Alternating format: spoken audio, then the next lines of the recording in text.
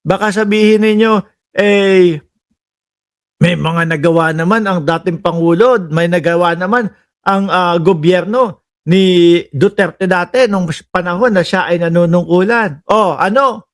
Kasi daw ho, nung mga panahon ng dating Pangulong Duterte, mga bossing, may mga libreng sakay naman din daw. Ito oh, may mga libreng pasakay, yung mga pabas, mga bossing, yan, pinagmamalaki po yan ng mga DDS, mga kababayan. Ito oh, oh, oh di ba? Oh, yan, oh.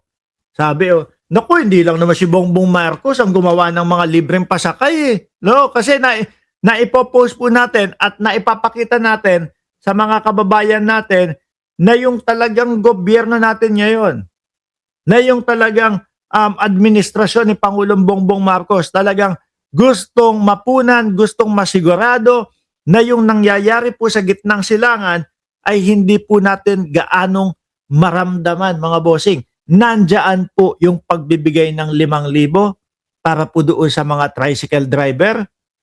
Dahil alam naman po natin kapag konting itinaas ng gasolina, mga bossing, ramdam na po ng mga kababayan natin, ng mga tricycle driver. So anong maitutulong ng gobyerno ni Pangulong Bongbong Marcos? Abay, syempre ho, mga kababayan, yung mga paayuda ng 5,000. Kahit papaano, eh, pang extra. Mabawasan man sila doon sa krudo, kahit papaano, may pandagdag po, mga bossing. Sabi ng mga DDS, ginawa naman din yan eh. No, nung gobyerno ni dating Pangulong Duterte, yung mga libreng sakay daw po, mga kababayan. Ngayon, sinom ko. Sabi ko, ano ba yung mga libreng pasakay ni dating Pangulong Duterte? Sabi dito, 32 million daw po na bayarin sa libreng sakay, hindi pa nababayaran ng Duterte administration. Anak ng putik naman. Hindi naman pala na kumpleto. Nakaatang din pala sa utang natin, mga bossing. Oh, 32 million bayarin. Kumbaga, tira pasok eh. Ano po? Ano yung tira pasok? Yung tipo bang, sige, bahala na. Okay lang yan. Walang problema. Yung papasakayin ka sa fake news. Oo, yung mga DDS naman, Ma'am Filipa, ay, ewan ko kung saan nasan ng mga utak niyan. Yung mga DDS, kahit alam na ho niya na fake news, kahit alam na po nila na fake news, yung ipinifeed sa kanila, pinaparating sa kanila, ay naku, okay lang, sige, i-share natin ito. Okay lang, sige, paniwalaan natin ito. Yun nga po, 'di ba? Napansin natin yung pagiging utu-utuho nila, mga bossing. Nung panahon ho ng Pulboron video nila Maharlika at ni Roque. 'Di ba? Kung maalala niyo po 'yon. Panahon ng Pulboron video ni Maharlika at ni Harry Roque. Putik na yan, kitang-kita mo na eh. AI eh. Kitang-kita mo na walang kakwenta-kwenta yung mga pinapalabas eh. Yung mga DDS naman, ay oo, naku, si Bongbong Marcos nga yan. Ay naku, oo nga, paniwalaan natin. Ganyan. Ano daw nangyari sa iyo, Ma'am Delia Rosario? Di ba? 32 million, hindi pa ako, si Sir Yel, nandyan na. Di ka pa tapos magyaw-yaw. Oo naman, no. Tignan mo naman ang yabang-yabang ng mga DDS. Kaya siya daw, naku, meron din kaming ganyan. Meron din si Tatay Digong na ganyan. Pero pala, yung 32 million bayarin sa libreng sakay, hindi pa nababayaran. O sige, dali tayo. Palibreng sakay tayo. Saan natin kukunin yung pondo? Bahala ka sa buhay mo. Ang importante, nakapagpasikat tayo. Ang importante, nakapagyabang tayo sa mamamayang Pilipino. Importante, napapaniwala natin yung mga DDS na meron tayong mga solidong mga proyekto. Yung pala, wala namang pambayad. Yung pala, ganyan din. Diba, Ma'am Neng, sabi ni Ma'am Neng Gigi, real talk, choice talaga ng mga DDS na maging uto-uto at magtanga-tangahan. Hindi pambabas yan, pero katotohanan. Correct. Oo. Ano pa ba masasabi natin sa kanila? Lahat na lang po ng pagiging uto-uto ay naipakita na nila sa atin. No? Meron magsasabi, biglang magsasabi, uuwi na si Tatay Digong. Uking inang yan. Uuwi, kailan? Hanggang ngayon, nandoon pa din sa loob ng oblo. Anak ng putik, mga DDS talaga, oh. Mabubuhay na lang ba talaga ang mga DDS, mga bossing? Sa papaniwalain yung kanilang mga sarili? No? O eto, pinaniwala kayo, yung libreng sakay, yung bayaran. Ano lahat, bayad lahat, okay lahat. Yung pala, nakatenga, nakaatang. Sa susunod na administrasyon, yung mga pagbabayad po dito sa mga libre sakay ng dating Pangulong Duterte. O, pakinggan nyo ho ito, mga bossing, ha? O, eto. May libreng sakay ngayon. Yan yung libreng sakay, ha? Ayoko hong nagsisinungaling sa inyo, mga kababayan, eh. Baka sabihin nyo, si Mark Ramos gumagawa lang ng mga kwento. Hindi naman totoo yung mga sinasabi na hindi pa bayad yung 32 million daw. O, pakinggan nyo. Alam niyo po ba na natapos ang COVID, lahat-lahat nangyari? Sa MMCC po, 32 million pa ang hindi namin nakukolekta sa panahon pa ng past administration. Paano pa kukolektahin to? Nandun na sa oblo. Oh, yung nagpasimuno ng ganito, problemado na naman ang gobyerno.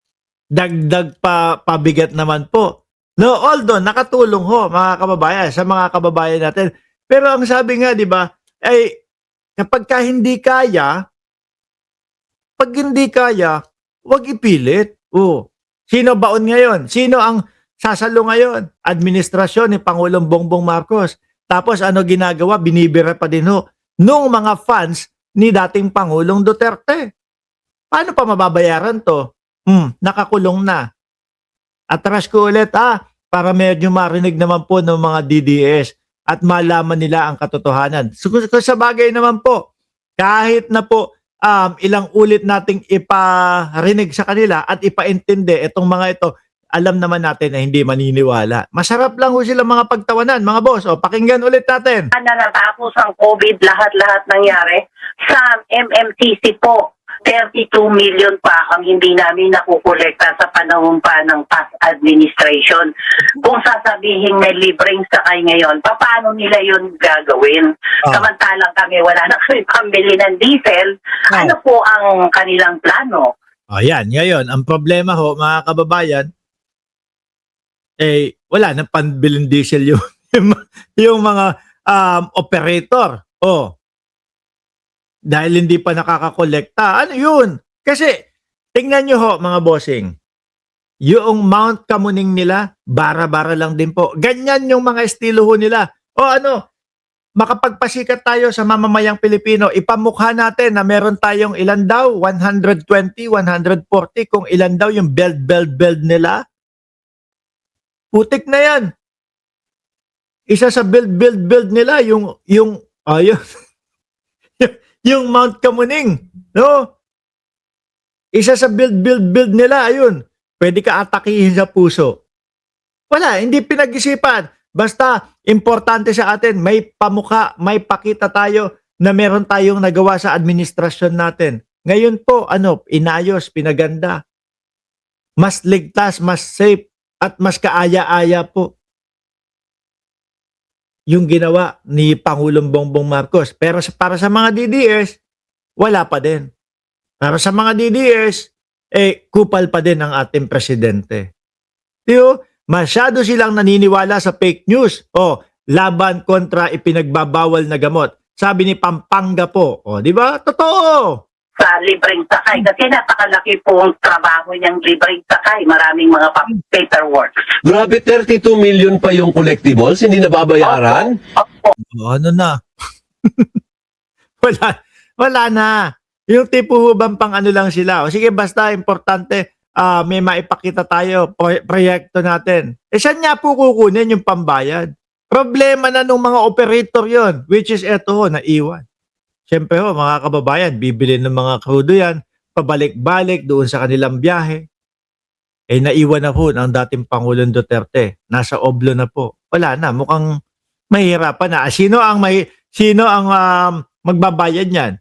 Siyempre, administrasyon ni Pangulong Bongbong Marcos. Sa MMCC lang po yun. Sinong dapat magbayad sa inyo? ang nalaman po namin, sinoli daw po nung dating Sherman Delgra. Kaya po, Si Delgra, sinoli ni Delgra. sa DBM na raw po yung pera. Kaya hindi po namin malaman kung makakasingil pa ba kami o hindi.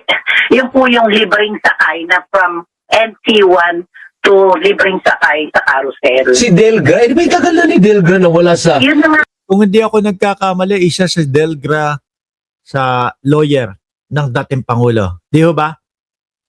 Tama ba ako? Dalawa, isa si yung medyo chubby-chubby na nagagalit yung mga DDS. Kay Maris, yung isang reporter, kesa daw yung, tingnan mo yung matanda, pinikit yung mata or something like that.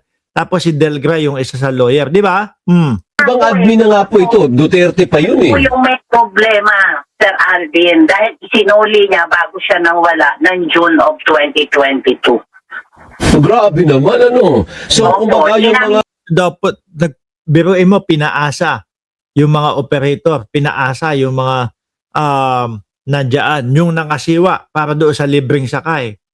Umaasa, may pambayad sa kanila. Tapos kung kailan natapos na o kung kailan naibigay na yung parte ng mga bus, biglang isinoli daw mga kababayan. Biglang isinoli yung bayad. Anak ng putik naman yun. No? Ang tanong, kanino napunta yun? Baka sa kanila din ho. Sinabi na lang, isinoli na lang, no? Nabanggit, Oh. pero ngayon kailangan sigurong sample ng nangyari para po maintindihan na ang libreng sakay po medyo marami po talagang dapat ayusin. Uy, mahiya naman kayo sa mga... Butong ina, mahiya daw kayo mga DDS. Uy, dating Pangulong Duterte, may hiya ka pa ba dyan sa loob? Uy, ano na? Mahiya naman, kawawa naman din yung mga operator ho ng mga bus, mga boss. Metro bus operator, pinakiusapan ninyo para maglibring sakay. Makapal talaga ang mukha nila. No? Kunyari, mga style nila, mga bossing, tutulong ako sa mga kababayan kong Pilipino. Ganon ang style nila. Tutulong ako para sa Pilipino. Itong proyekto ko na ito. Yung pala, pipinsalain pala. Yung mga operator ng bus. Anak ng putik na estilo ng mga DDS talaga. Tapos binabalasubas naman ninyo binayaran yung 32 million pa pala yung dapat singilin. Ngayon, pag inalok yung grupo ni na Juliet na maglibreng sakay, ay hindi na sila papatol dahil may utang pa nga kayong ang gobyerno, di ba Juliet? Opo, kasi Ngayon, sa panahon ho na kailangan din, wala na. Di po ba? Grabe talaga itong mga DDS na ito. Yung grupo ni na Juliet na maglibreng sakay, ay hindi na sila papatol dahil may utang pa nga kayong ang gobyerno, di ba Juliet? opo, kasi po nung mga panahon na yon, Sir Alvin, kami ang sumasa po ng pambili ng diesel. Tapos makakasingil kami after 1 month, 2 months, nung mga panahon na yon. Talagang mamamatay po ang operator dahil malaki po ang percentage ng diesel. Nung mga panahon na yon, mga 60%, 50% po kami. Tingnan nyo ho. Tapos mga kababayan,